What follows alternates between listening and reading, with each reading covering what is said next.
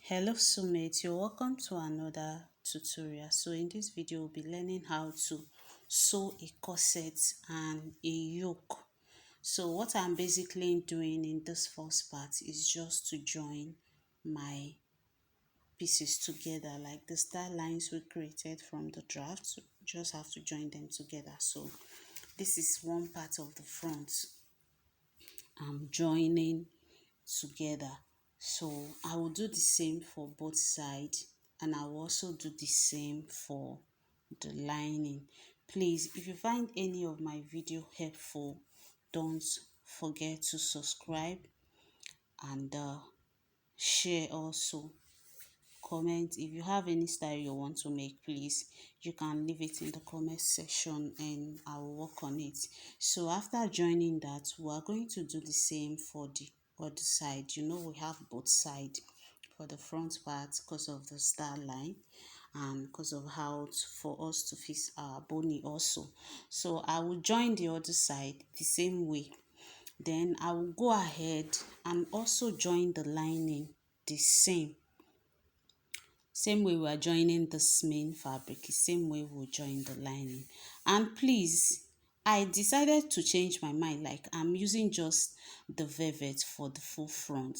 I'm not using velvet for only the center. I want to use it for the full front. So you will see that I actually went ahead to remove the material away from it. Then I added velvet to the full front. So I've gone ahead to join everything. So this is the front, this is the main fabric.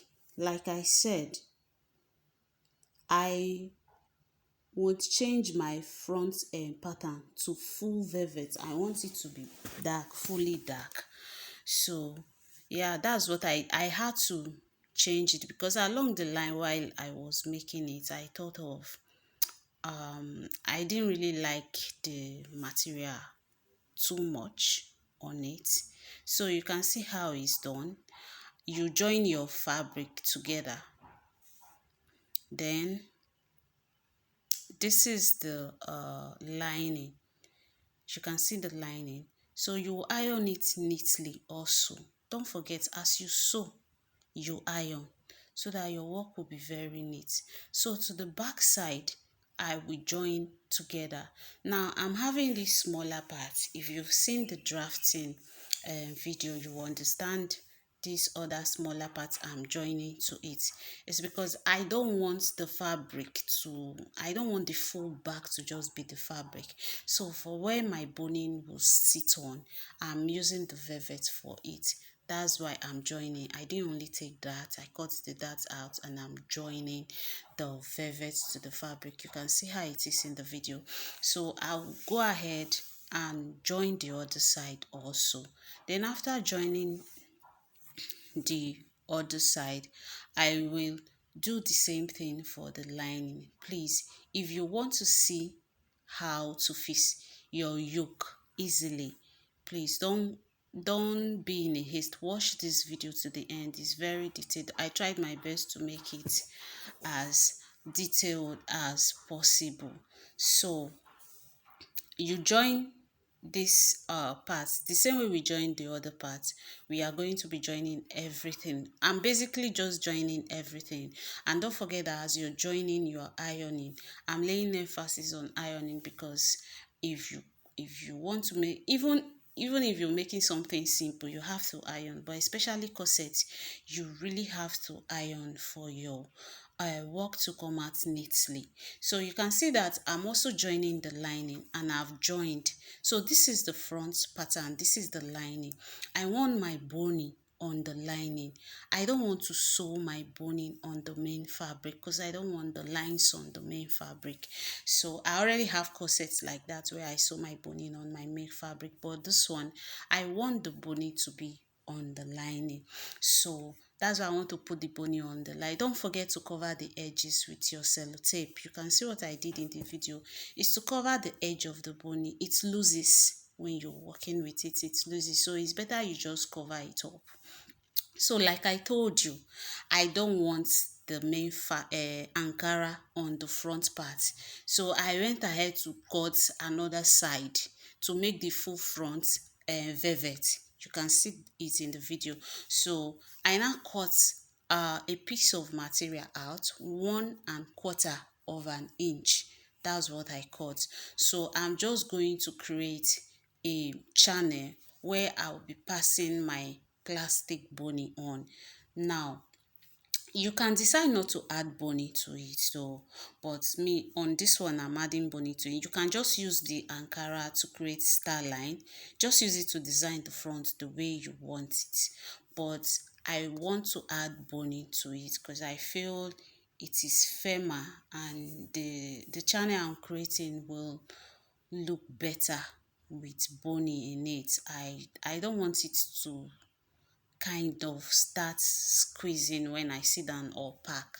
So that's why I want to add bony to my own. So you can see exactly what I'm doing. Same way you used to use your bias to turn when you're making a dress or anything. It is same way. You first of all sew one side of the material, then you flip it over to the other side and you run through. So after I finish running through this other side, I will still go ahead to the first part and I will press it down to like make it to give me a nice finishing. So I'll still press it down. Don't forget that when you're sewing, don't sew too your sewing allowance shouldn't be too much so that your boning can pass through. The boning I'm working with is about 1/2 inch, so I will make sure that the channel is having 1/2 inch left that my boning can pass through. So I will do that. I will do this for the, I want 3 channels on the front pattern. I want 3 channels. So you can see the 3 channels are done. I've already gone ahead to put the 3 channels. So the next thing is to fix my bra cup. Don't forget how we place the bra cup when we're drafting. So you have to place it same way. And when you're attaching your bra cup to your material, make sure you are leaving 1/2 inch at the edge of your material, because you know you will be turning with the lining to fit your yoke, right? So you leave 1/2 inch at the edge of the material.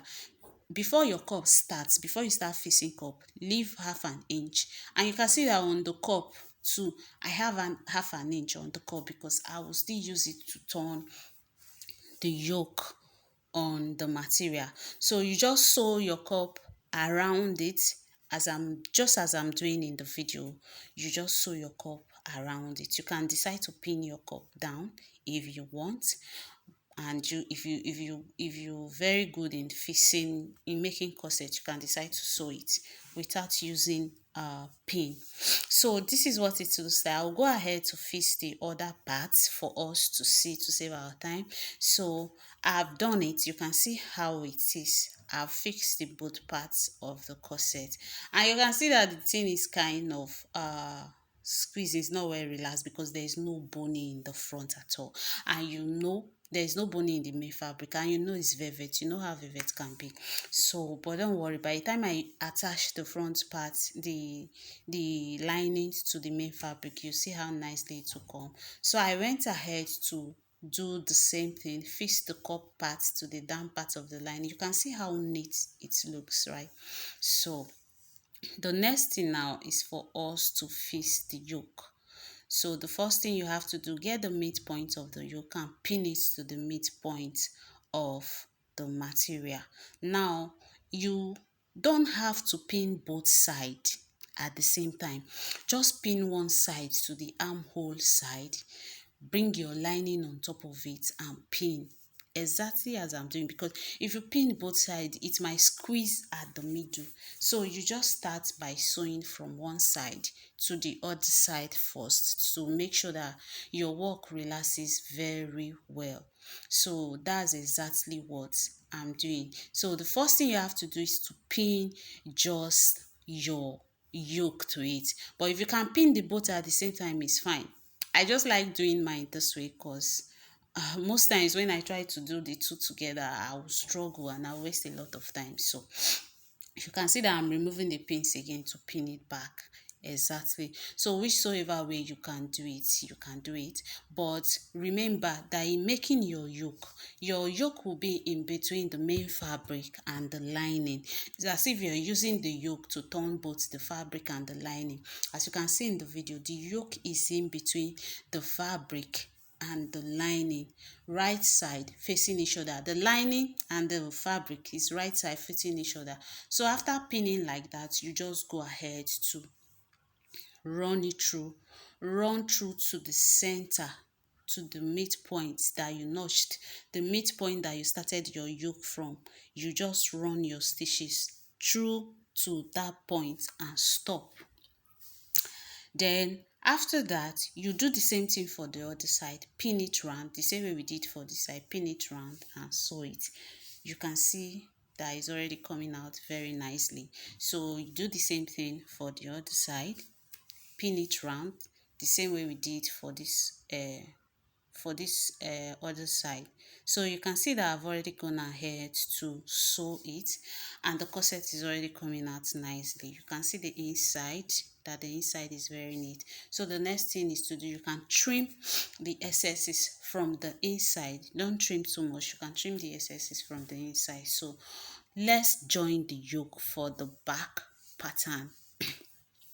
If you've seen the draft of this video, you understand how we come about with all of these pieces we are putting together. So if you've not seen it, I will drop the link below in the description box. You can go and see the drafting video. So you can see what I'm doing.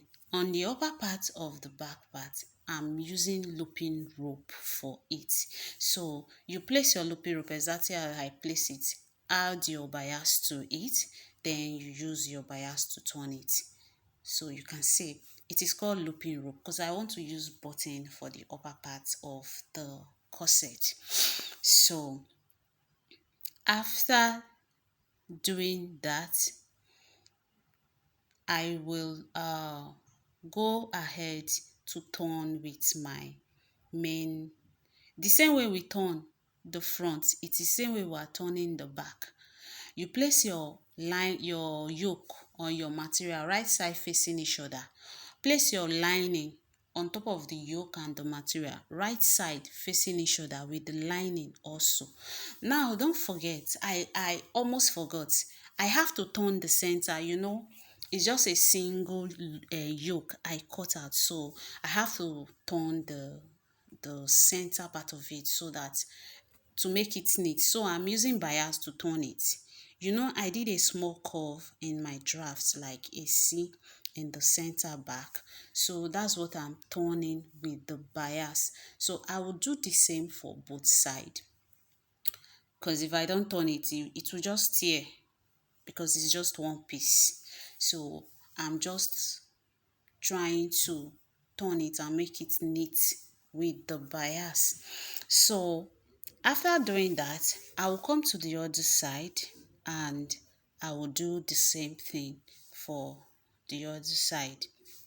So you can see I've turned the both side with bias. So the next thing is to turn our yoke with the lining. We're attaching the yoke to the back part. So you place your lining on it, same way we did for the front pattern, the same method you're using for the back pattern. So you just run your stitches across. If you're not clear with any part of the video, you can ask question and I'll be glad to answer. So you just run your stitches across like that, turn your yoke just as you are seeing in the video. So this is what it looks like. I will go ahead to repeat the same thing for the upper part. So I've done it, I've sewn it across, I've just used the lining to practically turn everything out, the sides, the center, back, everywhere. I've done everything out. So I've done the same thing for both sides. So you can see how it is looking like. The corset is already coming together. So you can see this is the back part of the corset. So the next thing for us to do is to cut our closure for the back.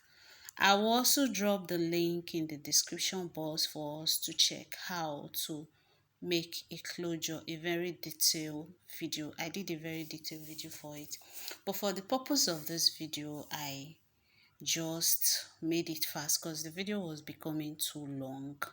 So you just cut out, then cut your stay. You can see my stay on it. If you want to see the video, please check the description box on how to make your closure, how to make a correct closure, like to make a closure that will sit well, that will not be popping out from the back of your corset. So if you want to see the video, the link is in the description box. Go and check it out to see. So what I was doing here is basically to fix my closure to the back pattern. So in that video, you know if you should fix it to the right or you should fix it to the left, like the standard measurements that you need to know to get a perfect closure.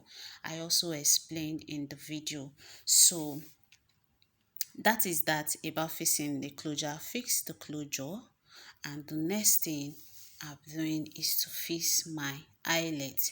I also have a video on how to fix your eyelet, a very detailed video on how to fix your eyelet, how many inches you need to use for your eyelet and all that. I have the video in the description box. You can go and see it out. So I explained everything there. If I had attached all those things here, you won't be able to, like, it will be too long and you will be bored at the end of the day. So I did a separate video on that. If you want to watch it short, you can go and see how to do it. So now after fixing the eyelet, you can see that the eyelet is done for both sides. So I'm just passing my boning to the back part, which is the center back. I'm just passing my boning through it. I also explained that part in the eyelet video. So the next thing now, you can see that the front is fully done. We've done with the yoke. So those channels are created. I told you I'm putting a boning inside of those channels. And when you're putting your boning, make sure you're leaving half an inch at the edge of the corset, at the edge of your blouse. You are leaving half an inch. Even if you're making a gown, you're leaving half an inch. Is that half an inch you will use to join the upper parts to the down parts. So that's what I'm doing. So even if it's a blouse, you are leaving half an inch because you will use that half an inch to turn it with either bias or whatsoever it is that you want to use to turn it, right? So the next thing I'm doing, I will have to join the shoulders together. I'll put the shoulders together. After putting the shoulders together, I will go ahead to, I've already joined the sides too. You can see I've already joined the sides of the corset. Then the next thing now, I will attach my sleeve, but I will attach my sleeve to it. Then after attaching my sleeve, don't forget I said I only use a single material for the yoke. So I will also need to turn the neck part with a bias. I've gone ahead to attach the sleeve. So the next thing for me to do is to turn the neck part with a bias. So I have to run it through with a bias. We all know how to turn our material with a bias, so that's exactly what I want to do in this part. I will turn the neck part so that it will be very neat. I'll turn it with a bias and come back and show us how it is. So I've already turned it. You can see how neat it is.